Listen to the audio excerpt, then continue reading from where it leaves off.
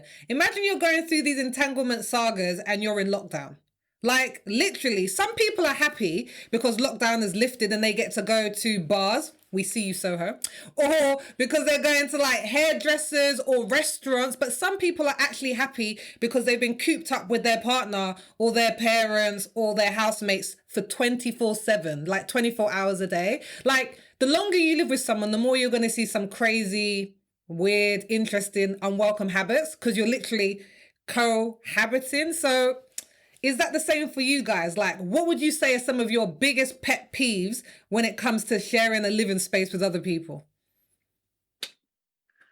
Oh, you know what, right? I know it's going to sound weird, but I don't think I have any big pet peeves. Like, the biggest for me was when I was in uni. So I lived with my then boyfriend and 3 other guys in uni. So I was the only girl.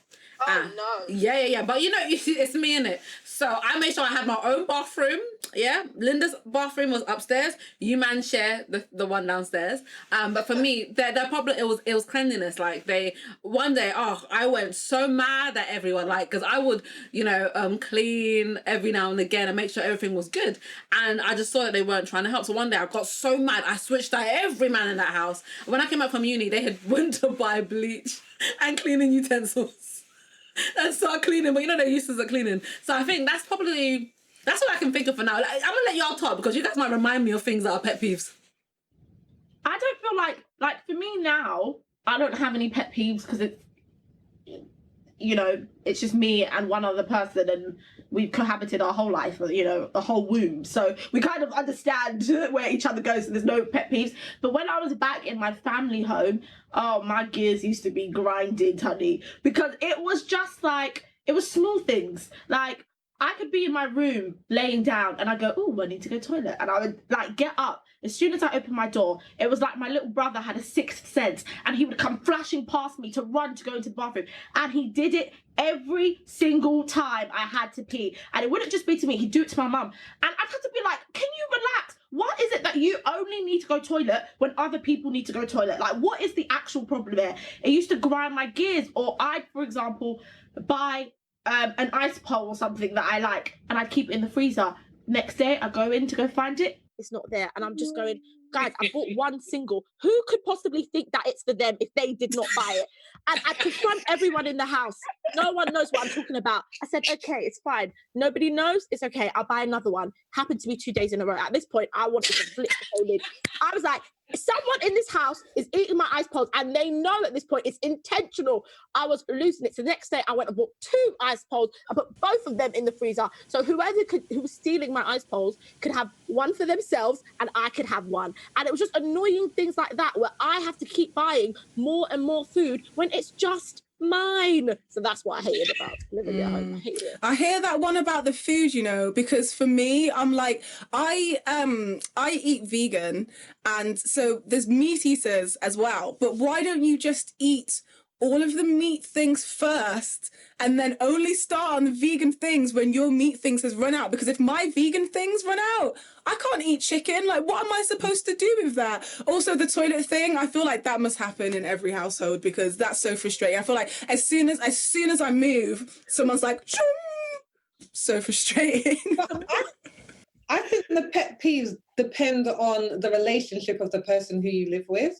Because I feel like if you're living at home in your parental home or with siblings, like that's the point, their craziness. And I feel like you have a little bit more patience with it because you've been with them the whole time. I think so. Like, I think when you're living with like a housemate or whatever, that's when you really start to see some manners. Because I lived with my previous best friend and it just destroyed our friendship completely. No. Completely destroyed it. We were best friends when we moved in, and come stay with me, come live with me, 2 different things.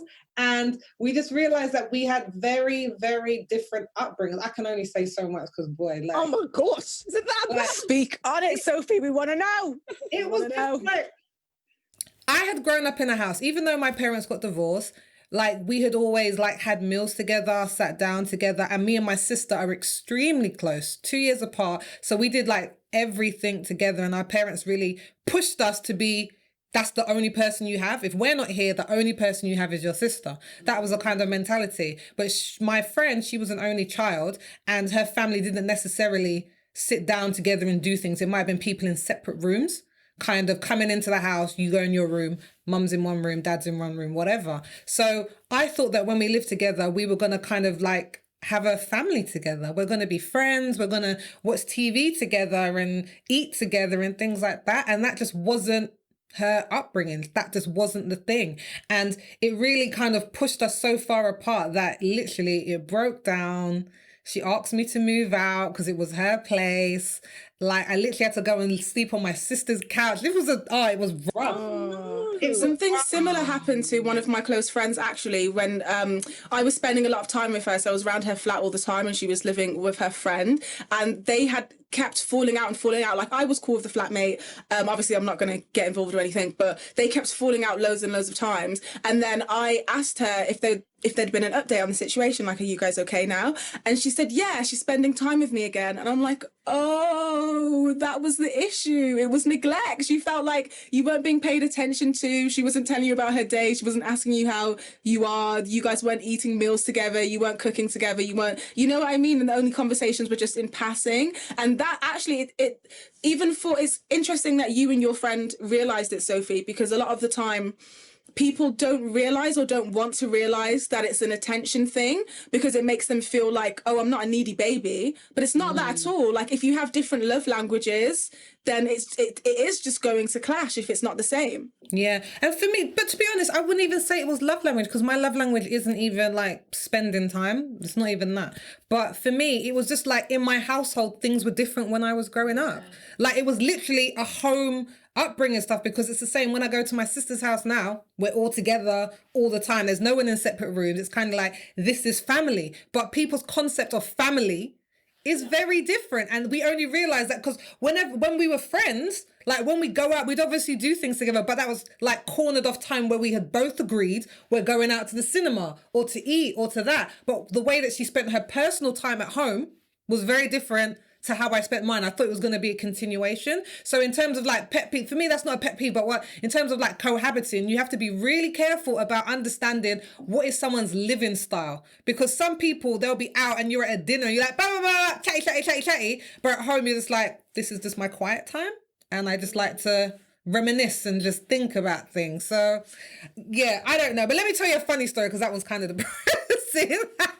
I was speaking to the guy from EE the other day because I had to get some new equipment. I'm on the phone to the guy, very nice guy. He's making some chit chat. He's like, oh, how you finding lockdown? I'm like, I'm finding lockdown very good, thank you. I'm just like, I'm with my husband. Like, we like each other very much, so we're getting along. Like, we're literally living in the same space. And let's think, Anissa, I said it as a joke, right? He was just like, yeah, not my wife, to be honest.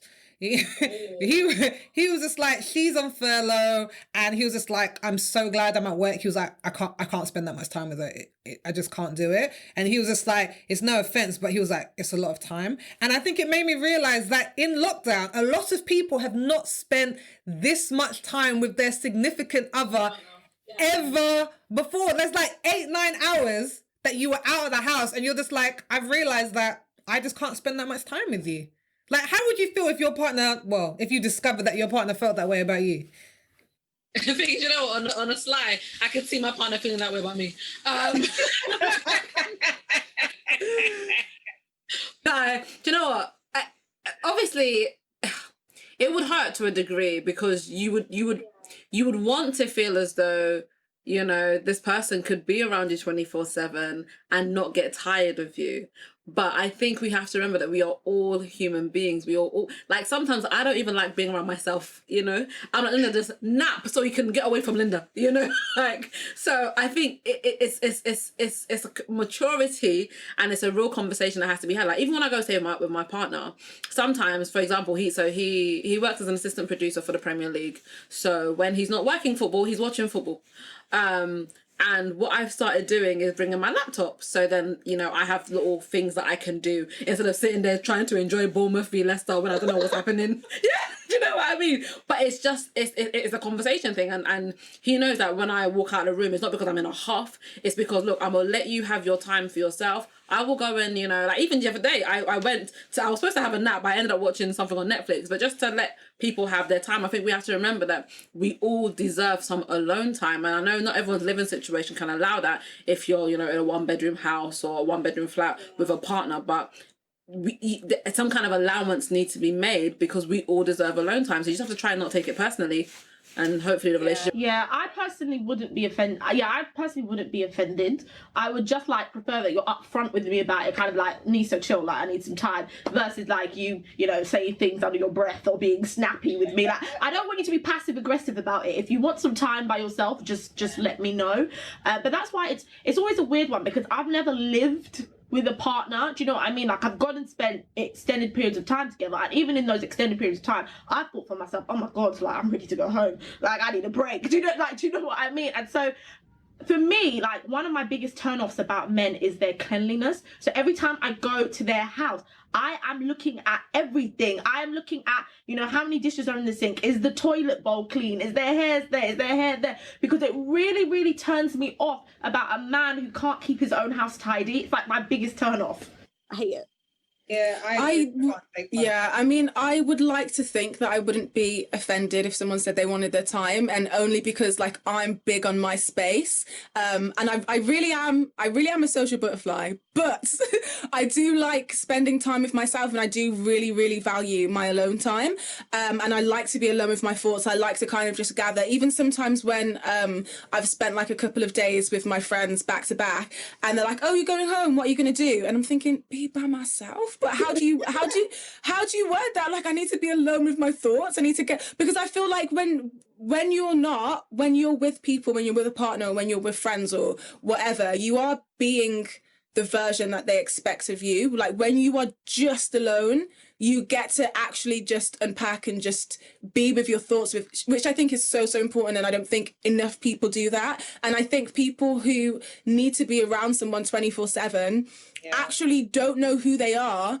when they're not relating themselves to being this person's partner or being this person's friend or being this person's sister. So I think that people really need to, like, if you can't spend time with yourself, there is actually something very, very wrong. Well, I think that's the thing with this kind of like pet peeves thing, is that probably lockdown has probably intensified you seeing things that you probably don't like about the people that you're living with, whoever that might be. Because I dated this guy once, I didn't live with him, but he just couldn't stop talking. Like, he would never let a break in the conversation. He would continually talk. So literally, unless we were like at a cinema or something, he'd be talking. And one time I said to him, you know, you don't need to talk all the time. Like, sometimes we can just let the space breathe. And he was just like, he got really self-conscious because he was like, he thought it meant something if someone wasn't filling the space. I'm like, dude, like, I can't take the constant bombardment of it. So let alone what it's like for some people in lockdown, like when you're, it's a lot, man. It must be at night. Yeah. Comfortable silence is beautiful. It's a beautiful thing, you know. But I'm surprised, Sophie, that he didn't talk during the movies. I hate it when people speak during the film. I'm just like, so what did you say? I'm a movie talker. Me too. I'm never going to the cinema with either of you. I'm in the cinema. Over Are you guys talking about like a new film that you haven't seen before? You're talking through this? Yes. Yes, I might have a comment to make. I'm a live commentator. Me too. I must say what I feel. Yeah, I love watching films with my sister, because we know what we normally do is listen, because we will be more entertaining in a film we're watching. Like, I love it. Yeah, I would only do that with something that like I haven't seen before, because if it's with something that I have seen before, I don't mind people talking, because like, you know, it's going to happen. That's why when I'm with friends and we're going to watch something, I always suggest something that I've already seen so that I don't get aggy, because otherwise I'm like, I just want to take in the scene. I want to take in that camera angle. I want to take in the composed music. I want to think about it. And also there's so many little Easter eggs when you're watching a movie that's like, oh, they said this in scene 1, episode 1. You didn't catch the title of that newspaper, and it all comes back full circle. So I'm a bit of like a nerd in terms of that. I can't deal with it. The only time that I did get hyped in the cinema vocally was when me and all my black ass friends went to a full black ass cinema to watch Get Out, and everyone was in uproar. Everyone was laughing. Everyone was throwing popcorn. Like, it was a great experience. But that's the only time. Was that Peckham by any chance? Because I went to Peckham to watch it, and it was that same experience. And it was, I'm telling you, it made the film. The film was crap. You will not catch me watching horror movies. Oh, I love them. Oh, so my siblings, so my brother and sister, we have this thing where we watch horror movies, but I'll sit in the middle. No. They get really scared. So I love horror movies. Not unless it's an all-black cast, man. I've watched Get Out and I've watched Us, and that's as far as I'll go. Because just for the melanin, and that's it. Otherwise, the horror genre is not for me. Same. Can't do it. Absolutely not. I've been banned by certain friends. They won't go to the cinema with me. They absolutely. I'm one of those friends, Anissa. Sorry. Hey, call me when you need me. I'll go by myself sometimes. To the cinema by myself and shout. That's what I just said. Anissa, listen, I think they open on the what? Something of July. What are we gonna go watch? I'm done. I'm just really sad that I missed Mulan, because Mulan's my whole childhood, and that live action version. I know every be a man.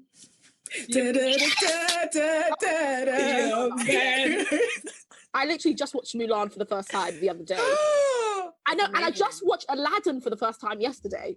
I don't care about Aladdin. Me neither. I don't care about Aladdin. Like, I don't dislike it, but Mulan and the Cheetah Girls turned me into a feminist. So they have like really. Wait, you say Cheetah Girls? Yeah. Girls. You guys didn't watch the Cheetah Girls? Yes, but I don't understand how you drew that conclusion. You guys don't remember, the song Cinderella? And it was like, I don't want to be like Cinderella. There's a big feminist movement. How did you all miss that? What? Come on, Raven Simone. Come on, Adrian Bylone. You didn't watch the Cheetah Girls? I prefer Cheetah Girls too. That's a good one. Yes. That's a good film. That's Sophie, a good I'm film. with you. Sophie, I am with you.